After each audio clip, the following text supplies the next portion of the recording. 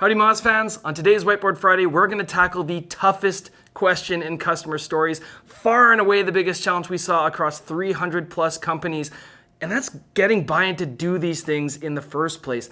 How do you get customers to agree to be featured? How do you make the ask? How do you scale this and make it something that can happen beyond just you? So we're going to dive right in. I'm going to give you some really practical ways of tackling this challenge. And we're going to start by just unpacking, what does no actually mean? Where does a no come from? So when your customer says no to taking part in a customer story, what are they really saying? Where is that coming from? And that can be coming from a place of fear. So what will be said about me? How will I be made to look? Will you make me look stupid? What will be exposed in the story that my competitors might see? So how do we counter fear? How do we address this underlying reason for a no? And the answer is we give them control. We give them control over the situation right away. We don't wait for them to ask for it. We volunteer to them. Nothing will go live without your approval. And that's a sentence you can take to the bank. Nothing goes live without your approval. Let them know they have a voice in how they're presented and how this story is going to come together. Well, what else could a no mean? Where else could a no come from if not fear? It might just be the inconvenience. How long is this going to take me? What are you asking of me? What do I need to give up to make this possible for you? Because to some extent, they're doing you a favor when they agree to be in a story. So how do we address this issue of inconvenience?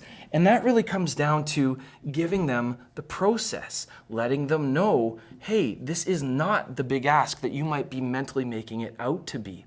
So it's as simple, again, a one-sentence way of tackling this is to tell them, it's as easy as taking part in a short interview and then having a chance to review the draft. You're reaffirming that control and you're letting them know this is not huge. And if you can truthfully say of your process that it takes no more than 30 minutes to an hour, that's not the big ask even you might think it is. So your win rates are going to go up when you let them know, hey, here's what's involved. But okay, it's not fear, it's not inconvenience. What else could it be?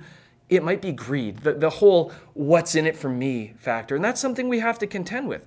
The truth is, while they're doing a favor for you, they also stand to gain a lot, whether it's looking smart in front of the camera or in front of their audience in a written piece, something that makes them look good, something that makes them look like a genius who made the right decision, whether it's a link for SEO, whether it's positive press, whether it's exposure to your social community. There will always be some sort of benefit that you can point to, or even benefits plural that you can point to, that they will take something out of this experience too. And it's important to highlight that because it shows this kind of duality of the situation. So, all right, we'll take all of this and a cheat sheet, a bit of a way of bringing this together that makes it easy not only for them to understand, but to sell it internally, is a pitch packet.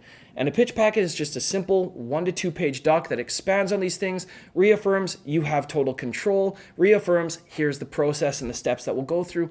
And if you're smart, include some beautiful examples. If you have any already, that can really help get them excited about taking part.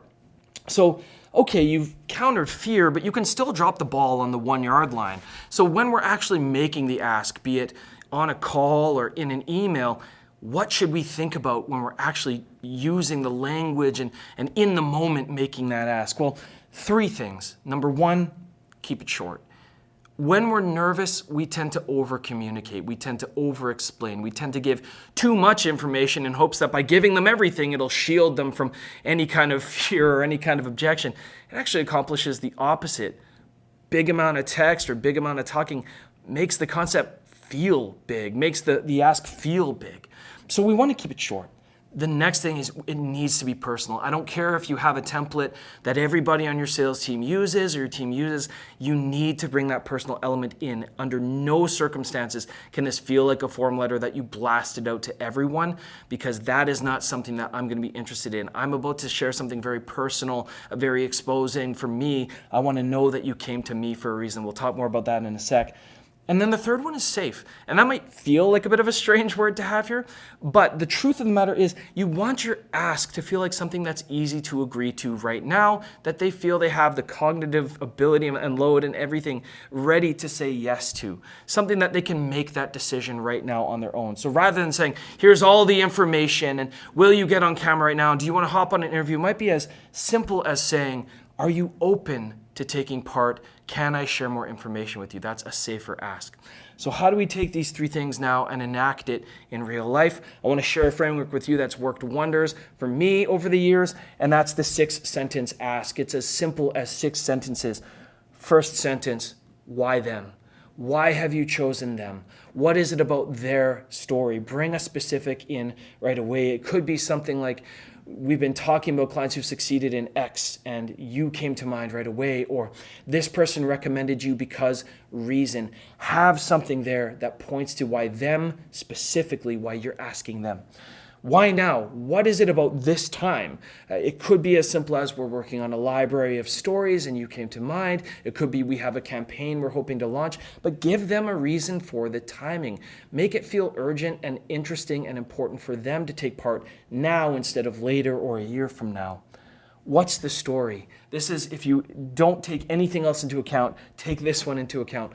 What are the specifics of what you want to share? So X, Y, Z, it could be, we'd love to feature you because you've achieved X metric, or because you've seen Y outcome, or because you fit Z profile, or we'd love to highlight this particular part of our relationship together.